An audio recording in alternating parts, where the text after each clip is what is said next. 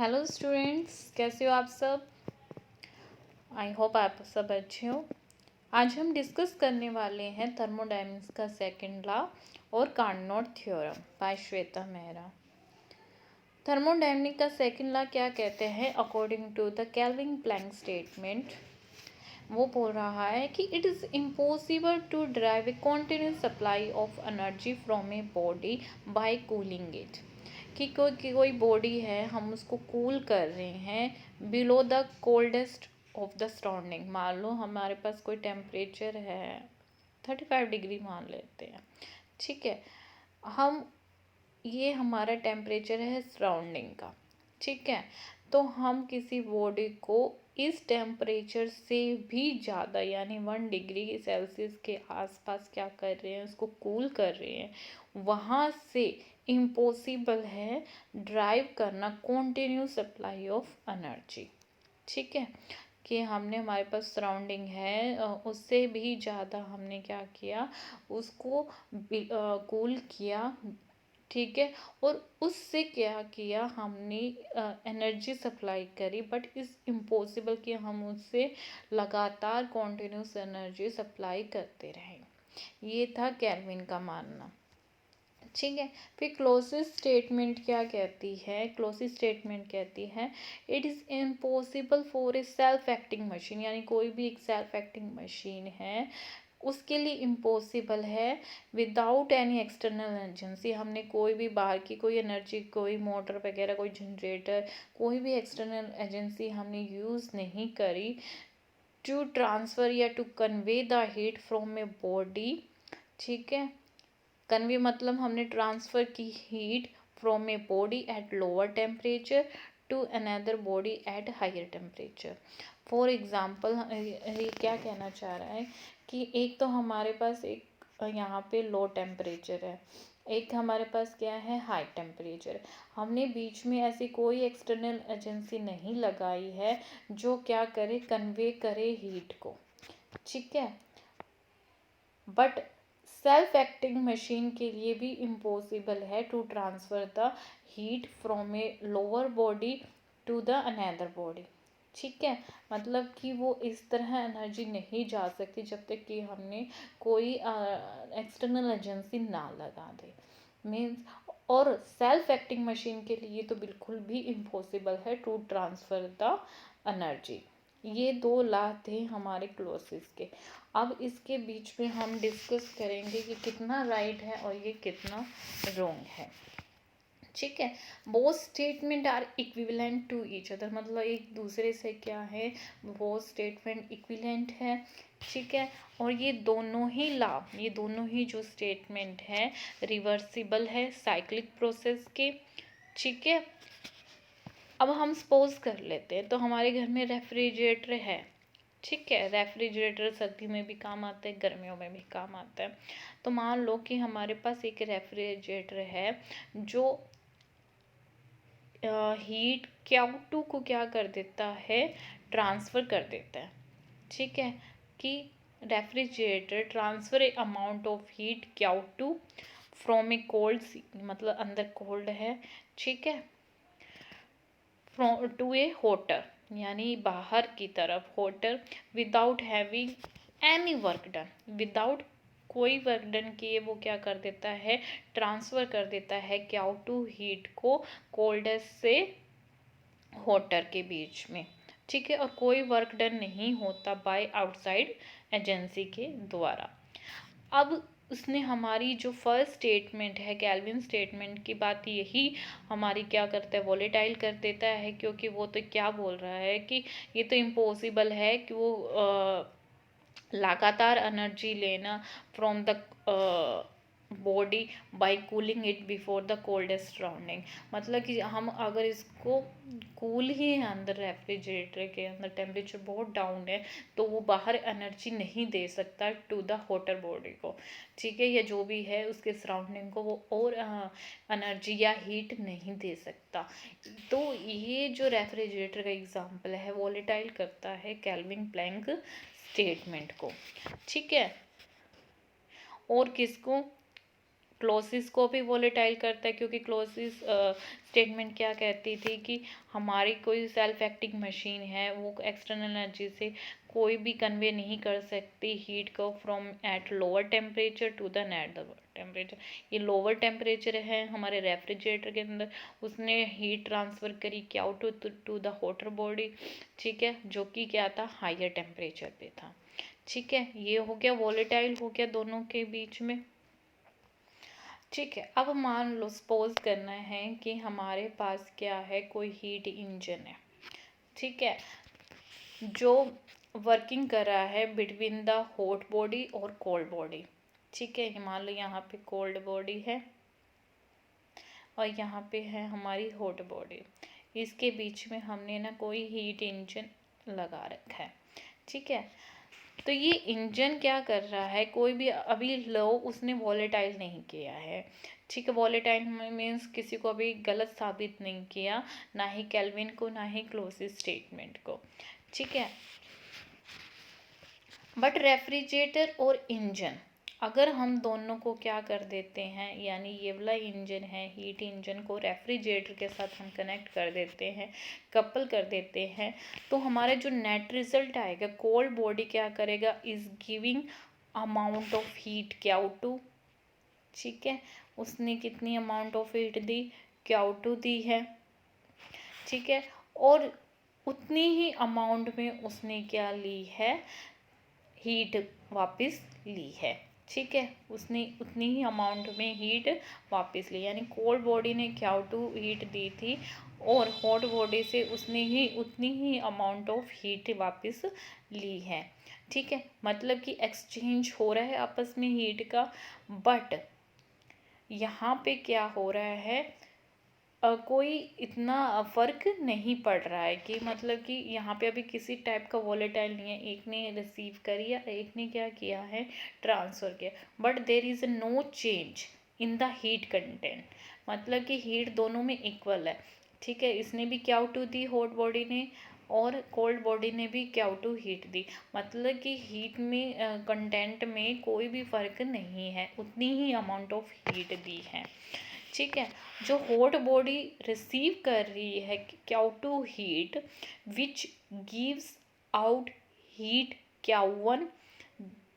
ठीक है, hot body ने क्या रिसीव करी है, Q2 हीट रिसीव करी है यहाँ पे, which gives out heat Q1, thus in each cycle it losses amount of heat. ठीक है, क्या हुआ हमारे जो हॉट बॉडी है इसने Q2 एनर्जी ले ली। ठीक है, ये हमारी हॉट बॉडी है, इसने Q2 एनर्जी क्या कर ली या हीट रिसीव कर ली और उसने वापस करी है मान लो Q1।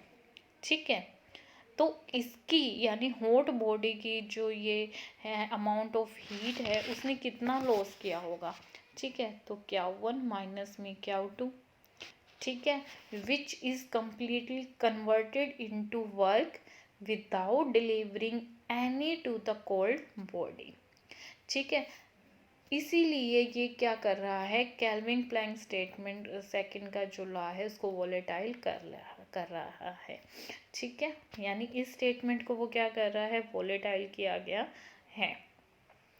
ठीक है, हमारी जो केल्विन प्लैंक स्टेटमेंट है वॉलेटाइल कर रही है आल्सो किसको, क्लोजिस स्टेटमेंट को, यानी ये वाली जो स्टेटमेंट है वो इसको भी वॉलेटाइल कर रही है। हमने एक इंजन अज्यूम किया, ठीक है, जो एक्सट्रैक्ट कर रही है हीट Q1। ठीक है, हमने क्या अज्यूम किया कि हमारे पास एक इंजन है। ठीक है, मान लो हमारे पास एक इंजन है, वो कितनी अमाउंट ऑफ हीट क्या कर रही है, एक्सट्रैक्ट कर रही है फ्रॉम द हॉट बॉडी। यहाँ पे हमारी हॉट बॉडी है, ठीक है, और ये हमारी क्या है, कोल्ड बॉडी। वो Q1 अमाउंट ऑफ हीट क्या कर रही है, एक्सट्रैक्ट कर रही है और उसको कन्वर्ट कर रही है इनटू में work without rejecting any two the cold body. ठीक है, अभी इसने रिजेक्ट नहीं किया है एनी कोल्ड बॉडी से। ठीक है, तो वो केल्विन प्लैंक स्टेटमेंट से वोलेटाइल करिए। नाउ सपोज कर लेते हैं, हमने रेफ्रिजरेटर का एग्जांपल लिया, जो क्या कर रहा है, वर्क कर रहा है between the hot body and the cold body. उसने कितनी अमाउंट ऑफ हीट एक्सट्रैक्ट करी थी, Q2 करी थी। रेफ्रिजरेटर ने हमारे पास कितनी हीट एक्सट्रैक्ट करी थी, Q2 करी थी। कहाँ से करी थी, फ्रॉम द कोल्ड बॉडी। और उसने अमाउंट ऑफ वर्क, ठीक है, Q1 जो डिपेंड करेगा, Q1 जो वर्क डन किया है उसने डिपेंड करेगा the final deliver of the amount पे। ठीक है, जो हमारा हॉट बॉडी थी उसने कितना किया, Q1 किया था। रेफ्रिजरेटर ने कितना एक्सट्रैक्ट किया, Q2। अब उसने कितना डिपेंड किया, डिलीवर किया, दोनों को मिला के हमारे पास अमाउंट ऑफ वर्क डन कितना आया, Q2। किसका, of heat to the hot body, जो उसने हॉट बॉडी से ली थी। If the engine and refrigerator are coupled together to work simultaneously, they will जो एक एक्ट करेंगे as a self acting machine. ठीक है, अगर रेफ्रिजरेटर और हमारे इंजन को अगर कंबाइन कर देंगे, ये दोनों एक सेल्फ एक्टिंग मशीन ही बन जाएंगे, जो ड्रॉ करेगी हीट कितनी, एक्सट्रैक्ट करेगी हीट Q2 कहाँ से, कोल्ड बॉडी से, और ट्रांसफ़र करेगी हीट किसको, हॉट बॉडी को।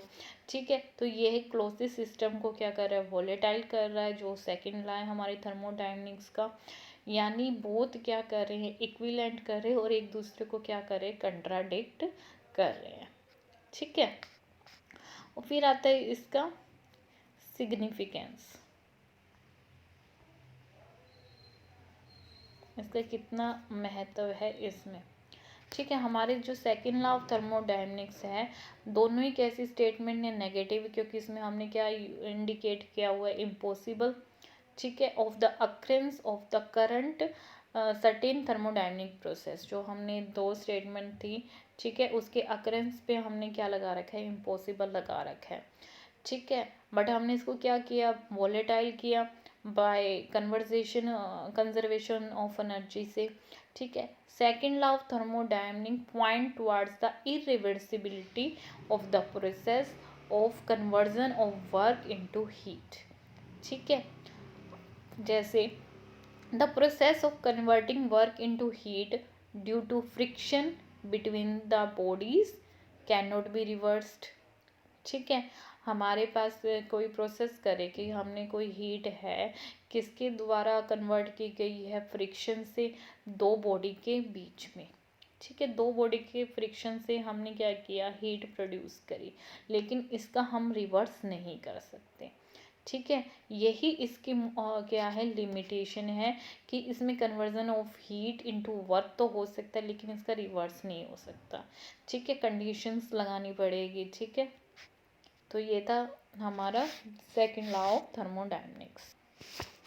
अब हम करेंगे कार्नोट थ्योरम। कार्नोट थ्योरम क्या है हमारे पास, according to this theorem the efficiency of a Carnot reversible engine is maximum. ठीक है, कि यहाँ पे क्या है कि हमारी जो एफिशिएंसी है कार्नोट रिवर्सिबल इंजन की, वहाँ वो क्या है, मैक्सिमम है, इंडिपेंडेंट है in the nature of working substance. ठीक है, क्या है, रिवर्सिबल भी हो सकती है, उसको वापस रिवर्स भी किया जा सकता है, और उसको मैक्सिमम भी किया जा सकता है, और वो क्या है, इंडिपेंडेंट है। ठीक है, किसके, नेचर पे ऑफ द वर्किंग सब्सटेंस, हम कैसा वर्किंग सब्सटेंस ले रहे हैं। ठीक है, ये एफिशिएंसी है, एफिशिएंसी नहीं है। ठीक है,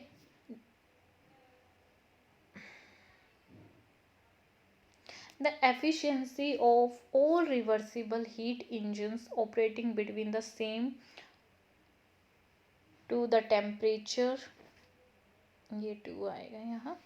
ठीक है, the efficiency of all reversible heat engine, जो भी हमारे जितने भी रिवर्सिबल हमारे पास हीट इंजन है, उनकी जो एफिशिएंसी है वो ऑपरेट करती है बिटवीन द टू टेम्परेचर। हमारे पास दो टेम्परेचर है, उन पे डिपेंड करेगी, जो कैसे होनी चाहिए, सेम होनी चाहिए, नॉन इरिवर्सिबल हीट इंजन होने चाहिए जो वर्क करेंगे between the same two temperature और जिनकी क्या होनी चाहिए, ग्रेटर एफिशिएंसी होनी चाहिए कार्नोट हीट इंजन से। ठीक है, रिवर्सिबल हीट इंजन की बात हो रही है, जो उनकी एफिशिएंसी है वो किस पे ऑपरेट करेंगे, बिटवीन द टू टेम्परेचर, जो क्या से रहेंगे, टेम्परेचर सेम रहेंगे। ठीक है, और वो नॉन इरिवर्सिबल होंगे हीट इंजन जो वर्क करेंगे between the same two temperature और उनकी क्या होनी चाहिए, ग्रेटर एफिशिएंसी होनी चाहिए कार्नोट हीट इंजन से। ठीक है, ठीक है। In order to prove this theorem हम क्या करें, कंसीडर किया हमने दो हीट इंजन लिए, एक हीट इंजन हमने ए लिया है, एक बी लिया है, इनकी एफिशिएंसी की बात हो रही थी। ठीक है, जो किस पे बेस होंगे, टू टेम्परेचर पे। ठीक है, एक का मान लिया हमने टेम्परेचर क्या मान लिया T1 और दूसरे का टेम्परेचर मान लिया हमने T2। ठीक है, हमारा जो ए है, ए जो हमारा है हीट इंजन, वो कैसा है, इरिवर्सिबल है। मीन्स वो ऐसे तो कर सकते हैं, उसको वापस रिवर्स नहीं कर सकते। ठीक है, और बी कैसा है हमारे पास, रिवर्सिबल है। ठीक है, और ए एफिशिएंस उसकी ए की जो हमारी एफिशिएंसी है वो बी से बहुत ज़्यादा है। एफिशिएंसी को हम इस तरीके से डिनोट करेंगे एन से। ठीक है, किससे ज़्यादा है, बी से, यानी बी हीट इंजन से। ठीक है, हमने टू इंजन को टुगेदर सेटअप किया है।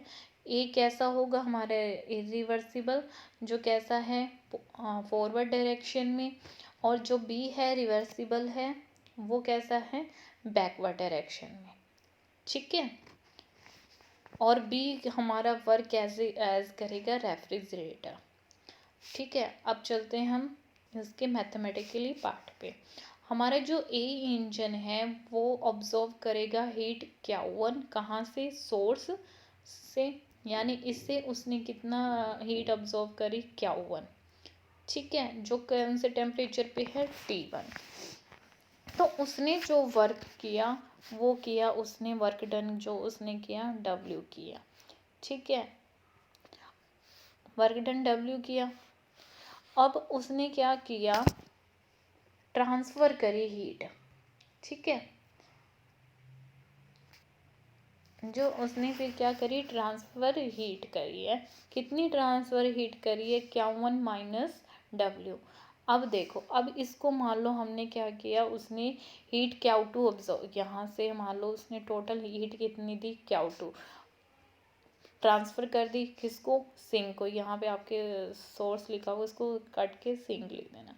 ठीक है, उसने सिंक को कितनी ट्रांसफ़र करी हीट, Q2। Q2 किसके इक्वल हो गया, Q1 माइनस W के। ठीक है, अब सिंक का टेम्परेचर कैसा है, T2, जो कि कैसा है, लोअर टेम्परेचर। अब ठीक है, अब बी इंजन की बात करते हैं हम। ठीक है, जो कैसे रिवर्स डायरेक्शन में है। ठीक है, और बैकवर्ड डायरेक्शन में है। अब उसने जो ये हीट उसने ऑब्जर्व करी है सिंक ने। ठीक है, अब वही इंजन यानी बी रिवर्स डायरेक्शन में है, उसको क्या करेगा, ऑब्जर्व करेगा। अब वो हीट जो Q1 थी, अब वो क्या बन जाएगी, Q1 माइनस Q1 डैश बन जाएगी। यानी अब बी जो है हमारा, उसने कैसी हीट ऑब्जर्व करी है, Q1 डैश माइनस W। कहाँ से करी है, सिंक पे, जो कैसा टेम्परेचर था, T2। ठीक है, अब हमारा जो वर्क W हुआ है डन, ठीक है, बाय इंजन ए, और एंड हीट Q1 कैसे कर दी, उसने रिजेक्ट कर दी। ठीक है, जो यहाँ पे इसने जैसे Q1 है डैश माइनस W लिखा हुआ है बी के यहाँ। ठीक है, अब वर्क W क्या हुआ है, इज डन हो गया है बाय द इंजन ए। ठीक है, उसने वर्क डन कर लिया W। ठीक है, मैंने अभी अभी आपको स्टार्टिंग में बताया था, जो ए द्वारा वर्क किया गया वो है W।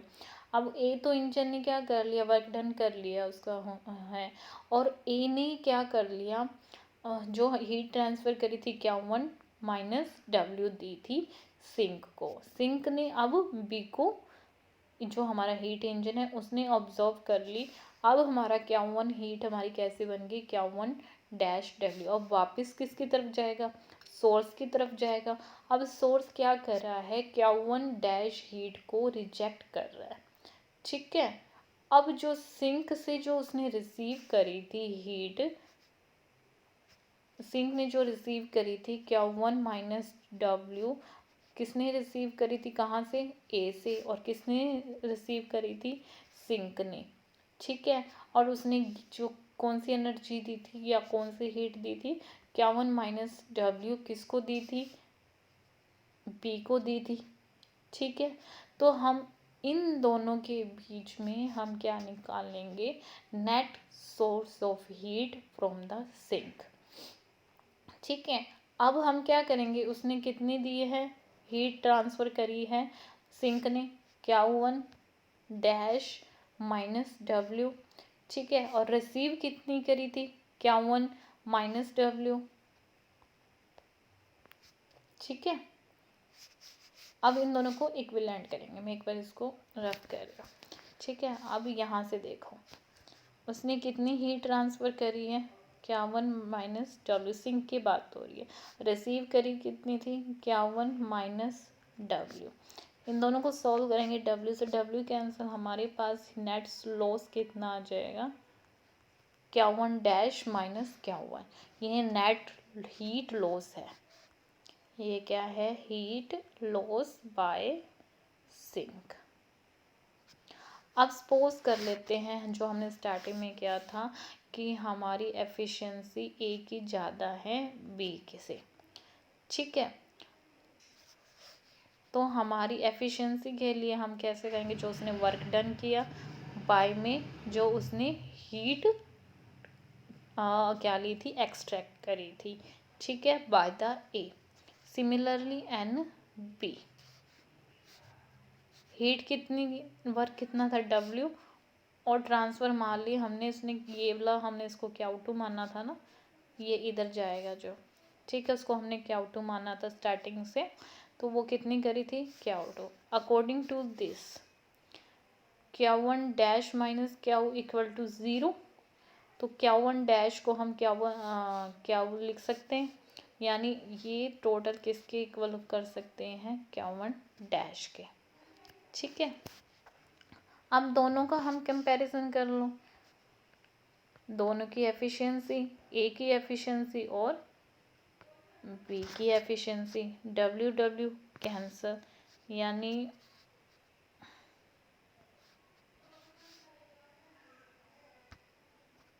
यानी हमारा जो 1/Q1 है ग्रेटर होगा 1/Q1 डैश से, यानी हमारी जो Q1 डैश है ऑलवेज ग्रेटर देन Q, ठीक है। कंक्लूजन क्या निकलेगा कि Q1 डैश है ग्रेटर देन Q1 के, means Q1 dash minus Q1 क्या है, पॉजिटिव क्वांटिटी है, ठीक है। और जो हमारा net amount of heat transfer कर रहे हैं by the sink at the lower temperature T to the source at higher temperature T1, ठीक है, कितना हम कर रहे हैं, ये वाला ही, ठीक है, Q1 डैश माइनस Q, ठीक है। इतनी अमाउंट ऑफ हीट हम क्या कर रहे हैं, transfer, but it is impossible, no external work done क्या हो रहा है, डन हो रहा है, कोई भी work done, external work done नहीं हो रहा है by consisting the two heat engine, अगर हम उनको कपल भी करते हैं। तो ये हमारा क्या कर रहे हैं, वॉलेटाइल कर रहे हैं हमारे सेकंड लॉ ऑफ थर्मोडायनेमिक्स, जहाँ पे बोला गया था कि heat by itself cannot be transferred from a lower temperature to the higher temperature। इसके लिए हमें कौन सा एक्सटर्नल एजेंसी की जरूरत पड़ेगी, it means A can not be more efficient than B, ठीक है, कि ए इतना एफिशिएंट नहीं हो सकता बी से, ठीक है। In the Carnot reversible heat engine. ठीक है, तो ये था आज का session. Thank you so much.